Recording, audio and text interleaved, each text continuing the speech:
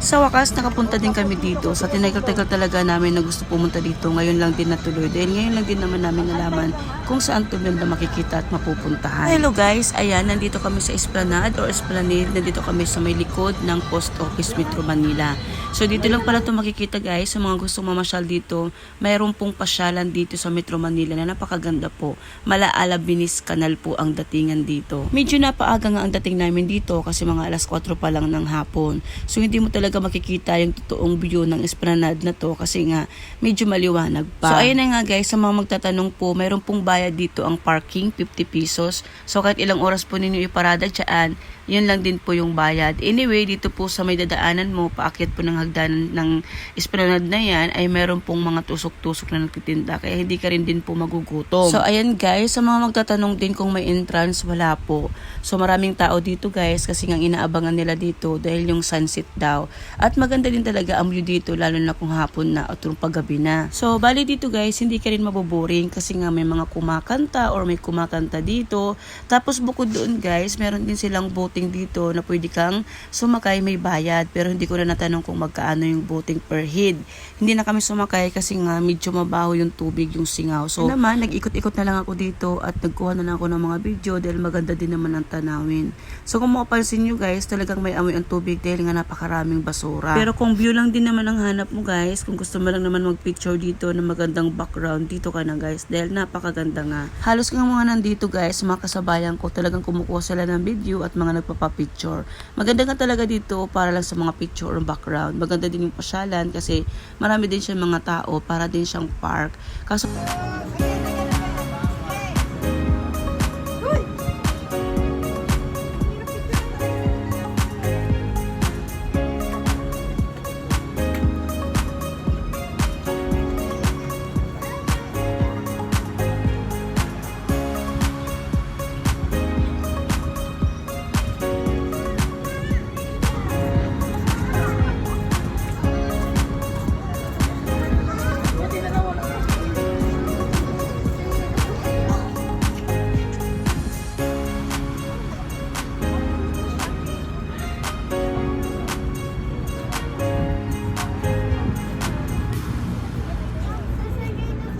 ayan, makikita nyo dito guys, mga gusali pa lang, maganda na talaga ang tanawin.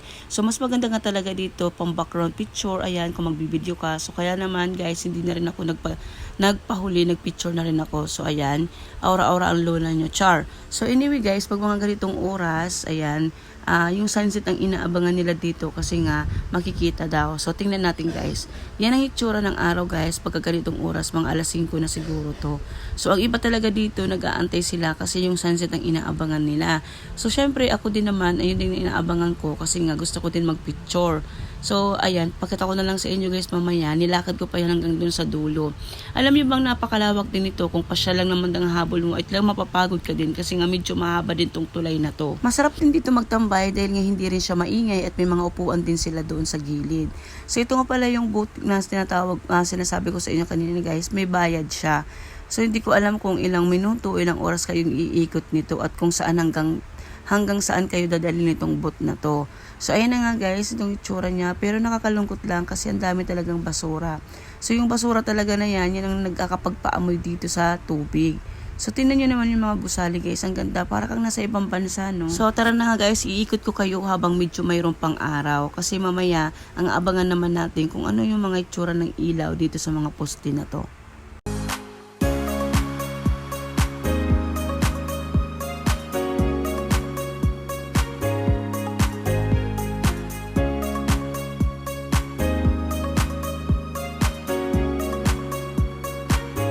Masarap sana magbuting dyan guys, kaso nga lang medyo may amoy talaga ang tubig. Hindi ko alam kung siguro nga dahil sa basura. Yung amoy niya guys, talaga yung parang sa kanal. Pero kung meron ka namang mas siguro kaya naman. Kaso nga lang guys, nung time na yun wala kami nilang face mask. So anyway, ikot ko na lang kayo guys kasi hindi ko pa naman din natatry dyan sa boat na yan. Kasi nga ang sabi nila, meron ako natanong na hanggang Pasig River daw yan. So, tingnan nyo naman, ang ganda-ganda talaga dito guys. Ayan, para ka talaga nasa ibang bansa. Yung mga building pala na yan, di ba? Parang ang ganda-ganda na niya. So, anyway, ayan, dito sa gitna guys, meron nagpe-perform or magbibigay lang kayo, maghuhulog kayo. May kumakanta. Kaya yung iba dyan din sila tumatambay kasi nga, na ano din sila na nagugustuhan din nila yung mga music kasi acoustic nga siya. And then dito marami nagpapapicture, tambay-tambay lang.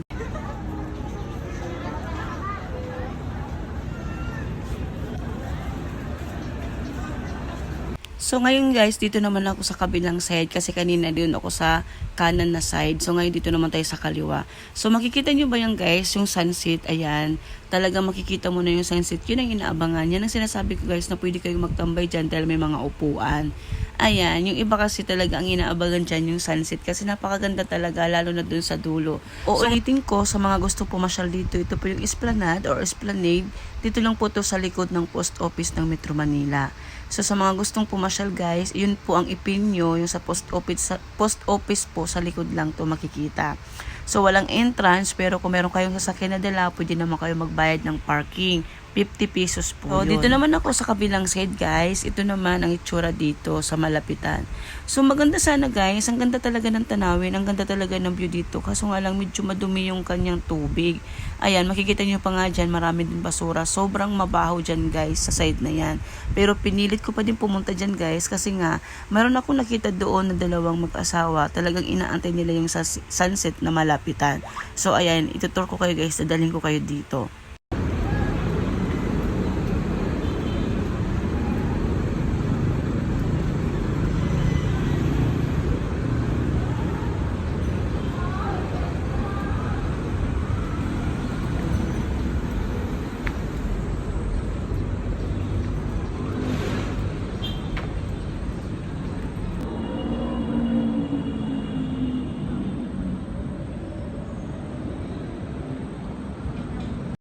So, ito na yung sunset guys. Napakaganda, no? Orange na orange talaga siya.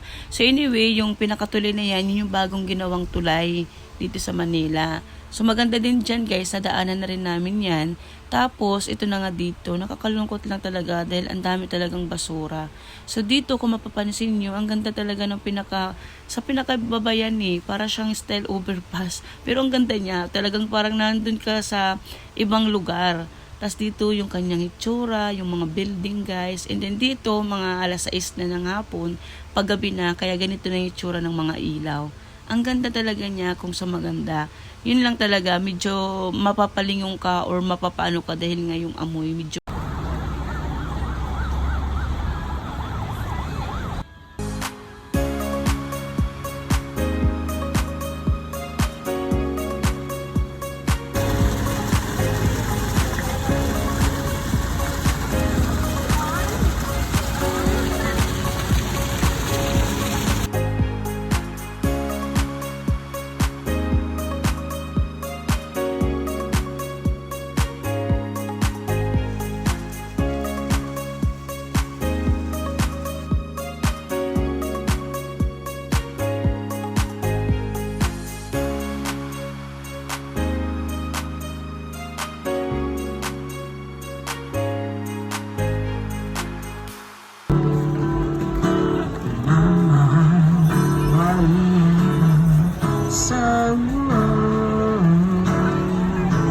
Pagkatapos ko nang ikutin doon lahat, kasi nga medyo may araw pa, naikot ko na siya buong lahat ng Esplanade na yun. So, bumalik na muna ako dito sa parking kasi nga gusto ko munang umupo dahil nga hindi naman ako umupo doon at gusto ko dito na lang ako magtatambay sa sasakyan. So, mamaya babalik ako pagka madilim na. So, anyway guys, nandito na, mga 7 na to. So, tingnan nyo naman ang itsura guys, napakaganda na niya. Tapos, ang dami pa rin mga tao, mas lalong dumami ang tao nung gabi na. Kasi dito makikita mo na yung mga view na napakaganda na talaga, yung mga ilaw, yung mga gusali na yan, may mga ilaw na rin. Tapos, marami na rin naman nagpipiprom dito, may kumakanta, ang iba naman nagkakantahan, kaya tinatanggal ko na yung sounds. So, ayan, pasyal-pasyal lang dito para ka talaga nasa ibang bansa ang dating mo dito. Napakaganda guys, lalo na yung mga pailaw na yan, yung mga pa-fountain na yan. Tapos, ayan, wala, at ikot-ikot lang kami dahil nga naikot ko na rin naman siya nung maaraw. Ang gusto ko lang naman dito makita nung gabi. Kasi ito lang din yung nakikita ko doon sa mga nag-upload. So, ayan guys.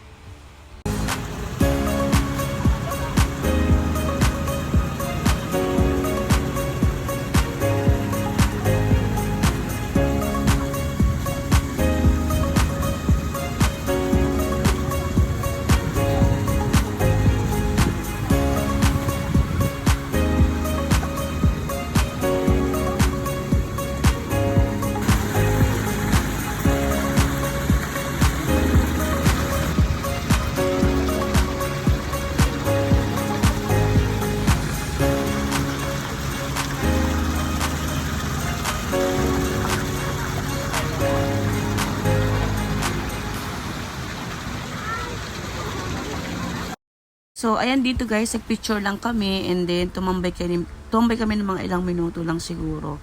And then umuwi na rin kami kasi nga medyo gabi na rin. Pero ang ganda talaga, lalo na nung karoon na ng ilaw, lalo na nung gabi na siya. Dahil doon makikita yung view talaga na napakaganda. Tingnan nyo naman. Kaso nga lang, hindi pa rin talaga maaalis na makunan pa rin yung mga basura. Nakakalungkot kasi ang daming basura. And then doon sa side na tinatambayan namin guys, meron kasi kami nakita doon, nangingisda sila. So wala lang, na-share ko lang dito kasi nga, di ba, ang daming basura, hindi ba yun madumi, char. So anyway, ayan, yung mga tubig, yung fountain na yan, nag-iiba-iba yung color niyan. Nagiging red minsan, orange, minsan white, yan, blue naman. So ayan lang guys, sa mga gusto pumunta dito, open naman sila, hindi naman sila nagsisira.